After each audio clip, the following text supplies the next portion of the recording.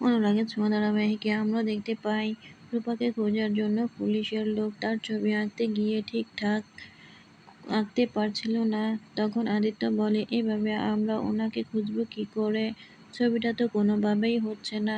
তখন পরমা বলে, আপনি শুনুন, আমি আঁকছি। পরমা রূপার ছবি এঁকে দিল। তখন সুদীপা বলে, এ কি পরমা, তুমি এই ছবিটি এত নিখুঁতভাবে আঁকলে কি করে? তখন আদিত্য বলে, শুনুন, এই ছবিটি কয়েকটি কপি করে পোস্টার ছাপিয়ে দিন, আর ওনার নাম দিবেন রূপা। অন্যদিকে রূপা কুন্তলার হাত থেকে পালিয়ে যায়, আর রূপাকে কিছু লোক পেয়ে সাহায্য করে একটি আশ্রমে নিয়ে যায়। তো ওখানে নিয়ে গিয়ে বলে, ওনাকে আমরা রাস্তায় পেয়েছি, তাই আপনাদের কাছে দিয়ে যেতে এসেছি।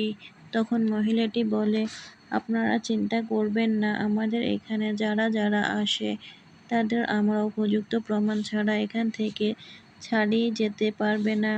তখন মহিলাগুলো বলে, উনি মনে হয় কোনোভাবে বড় লোক পরিবারের মেয়ে।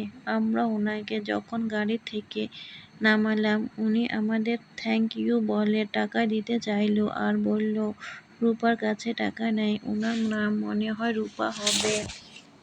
অন্যদিকে চৌধুরী বাড়িতে কুন্তলা রূপাকে খুঁজে আর বলে, ও এখানে নেই, থাকলে আমি নিয়ে যেতাম আমার সাথে। তখন আদিত্য বলে, আপনি কেন নিয়ে যাবেন? ওনাকে পাওয়া গেলে উনি এ বাড়িতেই থাকবে, আমাদের বাড়িতে। আদিত্য বাড়ির সিসিটিভি ফুটেজের চেক করে। কুন্তলা বলে, এখানে সিসিটিভি ফুটেজ আছে, আগে জানতাম না তো, ইশারায় ধরা পড়ে গেলাম না তো।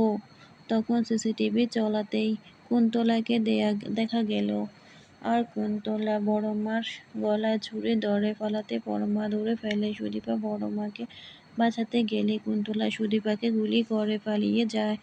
আদিত্য সুদীপাকে নিয়ে হাসপাতালে যায়। পরমা এগোতে আদিত্য পরমাকে কথা শোনায়। আদিত্য চলে যেতে সঞ্চারী পরমাকে বলে, আদিত্য ভেবেছে তুমি আদিত্যর জন্যই এখানে এসেছো। তখন অভ্র বলে, ও আমার স্ত্রী, ওকে যা বলার আমি বলবো। তুমি কে ওকে কথা শোনানোর? পরমা মনে মনে বলে, আমি ওর সাথে এত কিছু করলাম, তাও ও আমার সম্মানের জন্য লড়াই করছে। অন্যদিকে সুদীপার রক্তের প্রয়োজন, তাই ডাক্তার রক্ত জোগাড় করতে বলে। অভ্র বলে, আমি দিব রক্ত, আমার আর ওর রক্ত এক, ও আমাকে রক্ত দিয়ে বাঁচিয়েছিল, চলুন আমি দিব রক্ত। তখন অভ্র আদিত্যকে বলে, তোর বৌদিকে এখানে রেখে গেলাম, খেয়াল রাখিস ওকে, কিন্তু আমি রেখে যাচ্ছি, অযথা ওকে কথা শোনাস না। তখন আদিত্য মনে মনে বলে, আসলে সত্যি তো, আমি তো পরমার সাথে খুব খারাপ ব্যবহার করে ফেলেছিলাম। অন্যদিকে রূপা আশ্রমে দুটি পুতুল কোলে নিয়ে খেলা করছিল আর বলছিল, মা তোরা আমার মেয়ে, তোরা আমার কোলে থাকিস, এ বলে রূপা গান গাচ্ছিল।